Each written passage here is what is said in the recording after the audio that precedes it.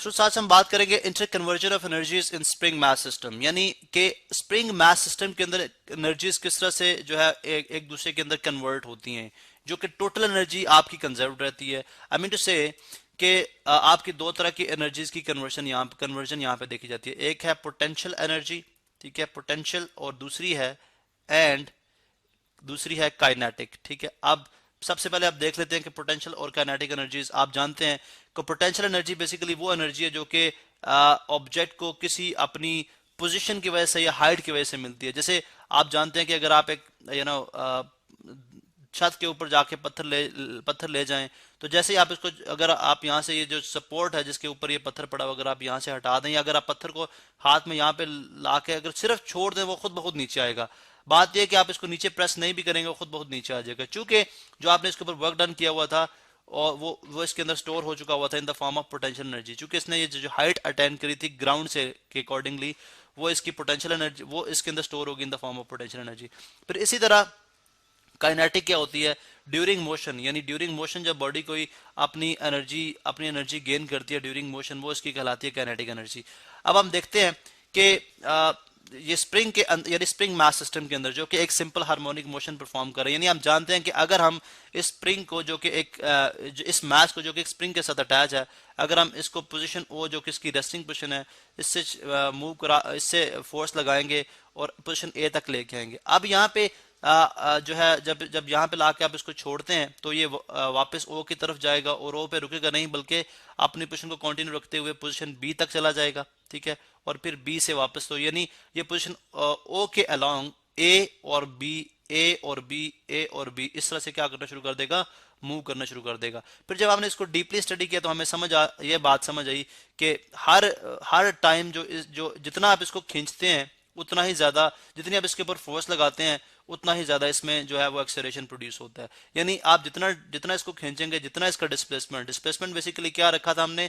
ओ position से ओ से ए तक का जो डिस्टेंस था, जो कि एक डायरेक्टेड डिस्टेंस एक सर्टेन डायरेक्शन के अंदर है, जिसको हमने डिस्प्लेसमेंट कहा था। जितना डिस्प्लेसमेंट ज्यादा होगा उतना ही ये ज्यादा तेजी के साथ मूव करेगा, डिस्प्लेसमेंट कम होगा तो आहिस्ता से मूव करेगा। एक बात। दूसरी बात ये थी कि जब ये अपनी एक्सट्रीम पोजिशन से, यानी जो ए और बी है ये इसकी एक्सट्रीम पोजिशन है, यानी ये एक एक्सट्रीम है, ठीक है, और ये दूसरी एक्सट्रीम है, ठीक है, एक्सट्रीम पोजिशन, और जहां से इसने स्टार्ट किया था उसको हमने मीन पोजिशन बोला। ठीक है, इसकी मीन पोजिशन है ये रेस्टिंग पोजिशन। तो अब अगर आप देखें यहाँ पे मैं आपको शो कर देता हूँ, ये इसकी मीन पोजीशन है। दोबारा से हम क्लियर लिखते हैं, ये इसकी मीन पोजीशन है। अब हमने देखा था कि जब ऑब्जेक्ट जो है एक्सट्रीम पोजीशन से मीन की तरफ जाता है तो इसकी वेलोसिटी इंक्रीज करती है, जब मीन से एक्सट्रीम की तरफ जाता है तो वेलोसिटी डिक्रीज करती है। अब वेलोसिटी का इंक्रीज करना एक्सेलरेशन है, पॉजिटिव एक्सेलरेशन है, वेलोसिटी का डिक्रीज करना नेगेटिव एक्सेलरेशन है। दोनों की डायरेक्शन जो है वो टुवर्ड्स मीन पोजीशन की तरफ होती है, यानी इस एक्सेलरेशन की तरफ, और ये जो डीसेलरेशन इसकी जो, यानी जब ये ओ से बी की तरफ जाएगा इसकी डायरेक्शन जो है टुवर्ड्स मीन पोजीशन होगी।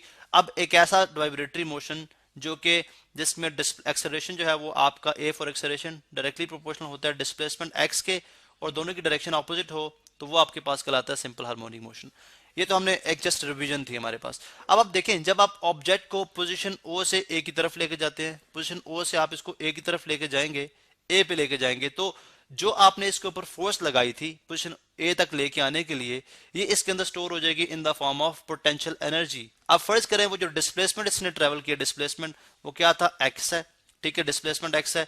तो यहाँ पे अगर आप देखते हैं फॉर एग्जांपल, यहाँ पे जब ऑब्जेक्ट आता है तो इसके पास जो सारी की सारी एनर्जी वो क्या है? पोटेंशियल एनर्जी है। पोटेंशियल एनर्जी का रिलेशन अगर आप देखें तो वो होता है एम जी एच होता है, यानी हाइट होगी तो जो है एम जी एच होता है। अगर हाइट नहीं, अगर आपकी कॉन्फ़िगरेशन है, यानी आपकी अगर आप देखें तो डिस्प्लेसमेंट है, तो यहाँ पे क्या हो जाएगा? एम जी एक्स हो जाएगा। तो आपके पास potential energy is equal to m g x. अगर आप यहाँ पे देखते हैं फॉर एग्जांपल वो टोटल आपके पास आती है 10 जूल, एनर्जी का यूनिट जूल है, तो आपने यहाँ पे बात कीजिए 10 जूल है। अब हम देखते हैं कि जब ये object move vibratory motion perform करता है, ये सिंपल हार्मोनिक मोशन परफॉर्म करता है, तो क्या इसकी एनर्जी कम हो जाती है या through out the system, through out the motion conserve रहती है? हम बात करें कि अगर आप फ्रिक्शन इग्नोर करें, अगर आप एयर रेजिस्टेंस इग्नोर करें, तो हम ये बात देखते हैं कि एट पॉइंट ए, यानी ए के ऊपर, यहाँ पे मैं अभी इस तरह से शो कर लेता हूं कि बॉडी इस तरह से मूव करेगी। ठीक है, ये आपका पॉइंट ए है, ये आपका पॉइंट बी है, और ये पॉइंट ओ है, इक्विलिब्रियम पोजीशन जहां से बॉडी ने चलना स्टार्ट किया था, यानी जो इसकी मीन पोजीशन है। जब, और काइनेटिक एनर्जी का भी रिलेशन देख लें, काइनेटिक एनर्जी भी मैथमेटिकली हमारे पास किसके इक्वल है, 9th क्लास में पढ़ के आए, हाफ एम वी स्क्वायर के इक्वल है। अब अगर आप देखें तो मैथ तो पोटेंशियल एनर्जी के लिए भी वही रहेगा, काइनेटिक एनर्जी के लिए भी वही रहेगा। तो बेसिकली जो चीजें हैं जो कि डिपेंड करती हैं यहाँ पे, और ग्रेविटेशनल एक्सेलरेशन अगर आप देखें तो वो भी इसके नॉर्मल रिएक्शन से बैलेंस कर रहे हैं। तो मीन कि दो जो चीजें हैं यहाँ पे, पोटेंशियल एनर्जी और काइनेटिक एनर्जी के लिए रिस्पॉन्सिबल है, वो क्या है, पोटेंशियल एनर्जी के लिए डिस्प्लेसमेंट है, एक्स जितना ज्यादा होगा पोटेंशियल एनर्जी उतनी ज्यादा होगी, और काइनेटिक एनर्जी के लिए क्या है, वो वेलोसिटी, वेलोसिटी जितनी ज्यादा होगी आपकी काइनेटिक एनर्जी उतनी ज्यादा होगी। तो अब हम देखते हैं कि लेट सपोज आपकी पॉइंट ए के ऊपर, पॉइंट ए के ऊपर हम स्टडी कर लेते हैं, पॉइंट ए के ऊपर लेट सपोज हम स्टडी करते हैं। तो पॉइंट ए के ऊपर चूंकि बॉडी रुकी हुई है, पोटेंशियल एनर्जी यहाँ पे कितनी है मैंने बात की, जस्ट अस्यूम कर ली हमने कि 10 जूल है। चूंकि बॉडी यहाँ पे एट रेस्ट है तो according to half m v करके वी जीरो कर देंगे तो काइनेटिक एनर्जी यहाँ पे कितनी हो जाएगी, जीरो। तो मालूम हुआ 0 जूल, मालूम हुआ कि जो एक एक्सट्रीम है यानी पॉइंट ए पे जहां पे आपने बॉडी को फोर्स लगा के रोक दिया था, वहां पे आपकी total energy, T for total, E for energy कितनी है, 10 जूल। अब जब बॉडी मूव करिए तो आप देखेंगे कि जब बॉडी पॉइंट ओ पे आ जाती है, पॉइंट ओ पे आ जाती है, यहाँ पे तो जो एक्स था डिस्प्लेसमेंट था वो तो जीरो हो गया, आपकी बॉडी बॉडी वापस आपकी ओ पे आ गई।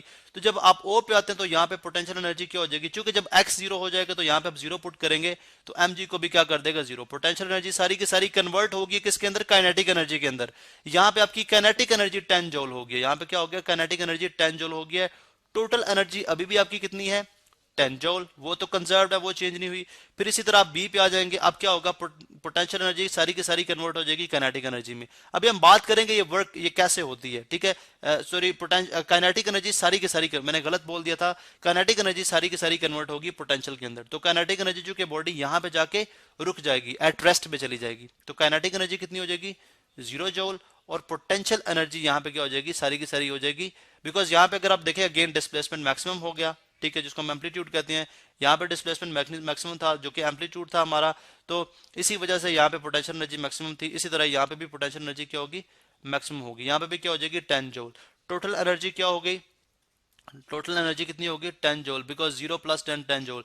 तो मीन हमें ये बात समझ आती है कि थ्रू आउट द सिस्टम आपकी जो टोटल एनर्जी है वो कंजर्व रहती है। यानी इन बिटवीन अगर आप देखते हैं, फॉर एग्जांपल अगर आप यहाँ पे स्टडी करना चाह रहे हैं तो फर्ज करें यहाँ पे डिस्प्लेसमेंट कम है, यहाँ पे 3 जूल आपकी सम हो, हम अंदाजन कह रहे हैं 3 जूल आपकी पोटेंशियल एनर्जी है, और 7 जूल चूंकि यहाँ पे बॉडी की वेलोसिटी इंक्रीज हो रही है तो 7 जूल क्या होगी, काइनेटिक एनर्जी होगी, काइनेटिक एनर्जी। और ये क्या है, potential energy, PE potential energy. लेकिन इनका सम चेक करेंगे तो क्या होगा, वो क्या होगा, 10 जूल। तो हमें ये बात समझ आती है कि थ्रू आउट द सिस्टम आपकी जो एनर्जी है वो सिस्टम में क्या रहती है, कंजर्व रहती है। इसी वजह से हम कहते हैं जी कि जो पोटेंशियल और काइनेटिक का सम है स्प्रिंग मास सिस्टम के अंदर या सिंपल हार्मोनिक मोशन के अंदर, वो क्या रहता है, कंजर्व